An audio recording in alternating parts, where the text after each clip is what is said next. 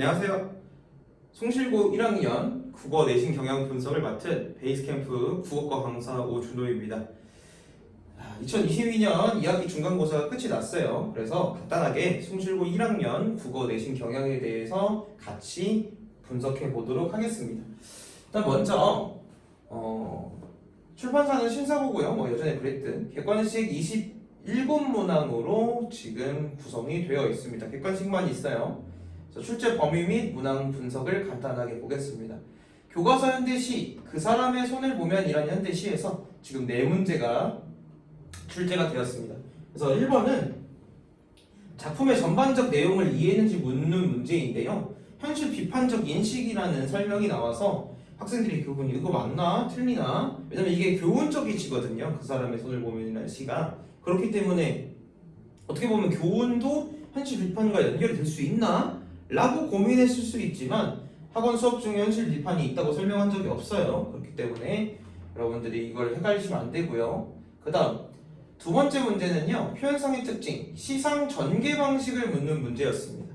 시선의 이동에 따른 전개가 답으로 나와서 좀 어려웠을 수 있지만 기존의 학원에서 시선의 이동에 따른 시상 전개를 설명한 바가 있습니다. 3번 외고 선지 문제입니다. 외고 작품이 선지로 나오는 거죠. 그래서 먼저 위 시가 예찬적 태도, 예찬이 뭐죠? 칭찬하고 감탄하는 게 예찬이죠. 여기에 대해서 같은 태도를 지닌 외부 작품을 선지해서 골라야 하는데 비내신 기간의 정규 수업도 학생들이 열심히 들었기 때문에 잘 풀었을 것이라고 생각합니다. 그 다음 4번은 다른 의미를 지닌 시어를 고르는 문제인데 완전 초기본 문제입니다. 그 다음 5번부터 9번까지는요 교과서 현대소설인 엄마의 말뚝에서 출제가 되었습니다. 그래서 5번은 제목의 의미에 대하여 묻는 문제. 너무 기본 문제입니다. 제목 의미도 모르고 교과서 작품을 공부한 친구 없을겠죠? 그쵸? 6번 서술상의 특징을 대하여 묻는 문제인데 정답 자체는 평이하지만 헷갈리는 선지가 있는데 헷갈리는 선지 있을 때 그거 좀 찍는 버릇을 버리셔야 돼요. 그래서 여러분들이 100점짜리 답과 여러분들이 생각하기에 90점짜리 답이 있다면 어떻게든 100점짜리 답을 고르려고 하셔야지 그러니까 틀린 답은 아니에요. 헷갈리는 선지를 자꾸 고르시려고 하시면 안 됩니다. 명확한 답을 고르셔야 돼요. 7번은 내용일치 문제 기본 문제고요. 8번은 지문에 실리지 않은 다른 작품의 내용을 제시하고 이에 대한 이해를 묻는 문제. 역시 조금 어려운 문제죠. 외부 지문 문제는 항상 좀 어렵습니다. 9번 보기를 중심으로 작품 해석하는 문제. 보기 자체에 현혹되지 마시고요. 보기가 뭐가 주어졌든 간에 여러분들 작품 이해는요 이미 수업 중에 충분히 되셨습니다. 그러니까요 여러분들이 이해한 만큼 여러분들이 기억하고 있는 대로 푸셔야 됩니다. 보기에 현혹되지 마세요.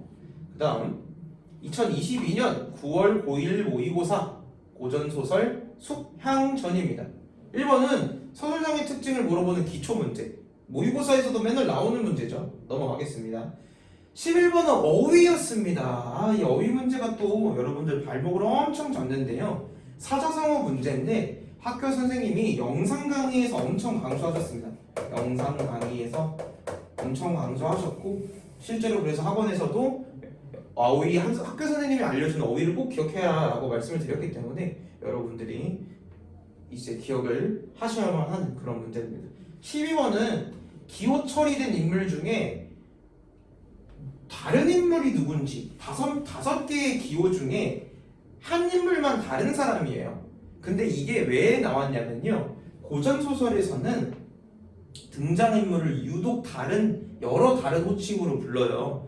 그렇기 때문에 여러분들이 고전소설 읽을 때 아까는 이름으로 했다가 직책으로 했다가 자기를 소신이라고 했다가 이런 식으로 지칭하는 말이 너무 많기 때문에 여러분들이 헷갈릴 수 있거든요.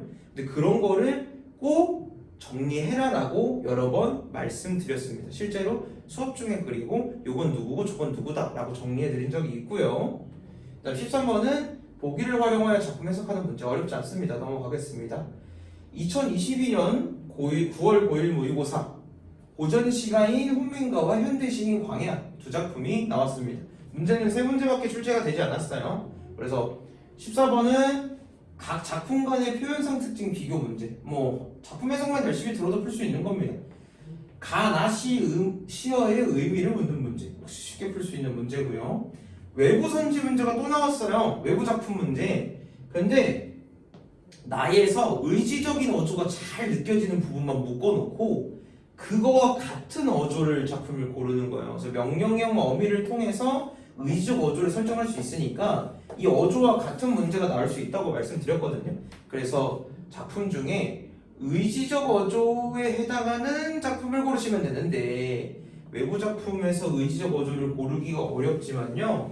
여러분들 고전시가가 아니고 현대시가 답이었기 때문에 의지적 어조를 현대시에서 외부 작품이어도 꼭 고르기 힘든 거라고 생각하지 않습니다. 여러분들 외부 작품에서도 어떤 어조인지는 알 정도로 공부를 하셔야 돼요. 그 다음 교과서 고전시가 제막매가와 학습활동에 있는 현대시 화관입니다. 화관. 그래서 일단 전반적 특징을 물어보는 거예요. 제막매가의 전반적 특징. 근데 그 중에서 뭐가 답이었냐면 갈래적 특징을 이해했는지를 묻는 건데요. 19채 한가가 가장 완성된 형식으로 평가받기 때문에 초기가 아니라 비교적 후기에 형성됐을 거예요. 그래서 이걸 이해하면 풀리는 문제입니다. 가장 완성된 형식이니까. 18번 기호 처리된 특정 부분의 이해를 묻는 문제입니다. 기호 처리된 부분이 무슨 부분이었냐면 제막매가에서 어느 가을 이른 바람 이 부분이었는데 여기서 가을은요 진짜 계절에 대한 이야기를 하는 게 아니라 가을에 바람이 불면 낙엽이 떨어지잖아요. 거기서 낙엽에서 느껴지는 소멸의 이미지를 사용하기 위해서 가을이라는 계절을 차용한 거지 진짜 이 시의 계절적인 배경이 가을이거나 이런 건 아니에요. 그래서 그걸 기억만 하고 있다면 풀 수 있습니다. 19번은요 제막매가 하관을 비교하는 문제 넘어가겠습니다. 20번은 학원에서 학왕적 이미지가 아닌 거를 고르는 문제인데 절대 틀리지 않아야 되는 그런 기본 문제입니다. 그 다음 21번 19채 한가의 낙구 첫어절 감탄사가 무엇인지. 19채 한가의 특징인 낙구 첫어절 감탄사가 대체 뭐냐. 이것은 19채 한가만의 특징이기 때문에요 그냥 이게 뭔지 이해하지 못하셔도 그냥 낙구 첫어절 감탄사는 19채 한가만의 특징이라서 다른 구채 한가에서 나타나지 않아요. 그러니까 그것이 답이었습니다. 그래서 여러분들이 기본적인 부분을 정말 많이 공부를 하셔야 된다. 22번은요 교과서 고전시가 10년을 경영하여 평시조입니다. 동짓달 기나길 밤을 평시조. 그리고 개를 19이나 기르다 얘는 사설시조예요. 그래서 22번은 평시조와 사설시조의 갈래상 특징을 이해하고 있는가를 물어보는 문제인데 기본적으로요 시조는요 연시조가 아니면 분연체가 아닙니다. 그래서 답 자체는 쉽게 나와요. 그런데 1번에 종장 첫 구가 3음절로 고정이다 라는 부분에서 오류가 생겼습니다. 1번에도 오류가 있어요. 그래서 여기서 여러분들이 좀 알고 가셔야 되는 거 시조의 종장은 첫 구가 아니라 첫 음보가 3음절입니다. 이거는 기본이에요. 기본 문제. 그 다음 23번 가의 표현상 특징을 묻는 문제인데 또 선지가 좀 애매하게 나왔어요. 하지만 소급법으로 풀 수 있습니다. 그 다음 24번 외부 선지 적용 문제가 또 나왔네요. 가와 가작품과 자연관이 유사하지 자연을 보는 관점이 유사하지 않은 작품을 고르는 건데 답인 1번의 작품이 워크북 문제에도 실려 있었고요. 실제로. 그리고 정규 비내신 기간의 정규 수업 때도 실제로 정규 수업 교재에서 공부한 작품입니다. 그렇기 때문에 여러 번 본 작품이라는 얘기죠. 그래서 그것의 자연관이 이제 가와 유사하지 않다는 걸 여러분들이 아실 겁니다. 25번은 기본 문제니까 넘어가겠습니다. 마지막으로 26번과 27번은 모의고사 문법 한글 맞춤법인데요. 그래서 문법 자체가 모의고사 문법이 뒤에 이제 두 문제가 실려 있는데 정말 둘 다 좀 쉽습니다. 그래서 얘는 26번은 모의고사 변형이라서 되게 평이하고요. 27번은 띄어쓰기 문제인데 답은 되게 쉬웠어요. 답을 계속 평이한 걸로 답을 하거든요. 그런데 또 잘못된 예시가 나와서 복수 정답 처리된 문제입니다. 그래서 전반적으로 좀 선생님들께서 실수가 조금 있으시지 않나라고 생각을 합니다.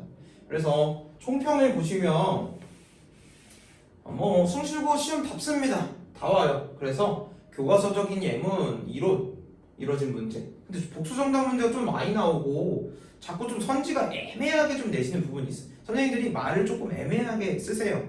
그래서 학생들이 혼동을 좀 겪을 수 있다는 거. 그래서 왜냐면 여러분들 이게 그냥 말이 복수정답 문제인 게 아니고요. 복수정답 문제가 출제됐을 때 문제점은요. 이런 거예요.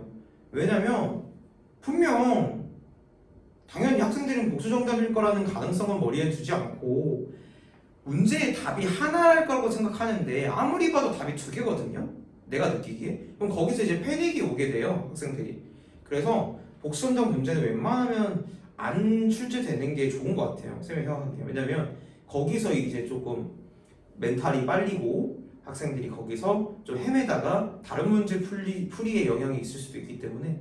그리고 달리 생각해 보시면 여러분요, 문제가 너무 헷갈릴 때 복수정답일 거라고 생각하고 또 그냥 아무렇게나 넘어가 버리는 문제가 생길 수 있으니까 이것조차도 문제거든요. 그래서 진짜 이 문제가 오류가 있어서 답이 두 개인 게 아니라 내가 공부를 덜 해서 답이 두 개로 느껴질 수도 있어요. 그럴 때 이거 복수정답이겠지? 하고 너무 쉽게 넘어가시면 안 된다는 겁니다. 그래서 여러분들이 공부를 좀 철저히 더 복수정답 문제가 나올수록 더 철저히 공부하셔야 돼요. 더. 그 다음 외부 지문 문제들이 조금 많이 나왔어요. 그래서 어려움을 겪을 수 있지만 대부분의 문제가 역시 교과서에 너무나 충실하기 때문에 교과서에 충실한 문제를 일단 다 맞으면서 여러분들 외부 지문 문제를 고민하시는 거예요. 나 외부 지문 문제 너무 많아, 어려워. 그래서 시험 망쳤어 라고 핑계 대시면 안 됩니다. 기본 문제를 다 맞추시고 그 다음에 외부 선지를 고민하실 수 있어야 됩니다. 알겠습니까? 자, 그러면 기발재미는 어떻게 할까? 1번 교과서 위주 제재학습 여전히 계속 하셔야 됩니다. 그리고 이 애매한 선지가 계속 나올 것 같아요.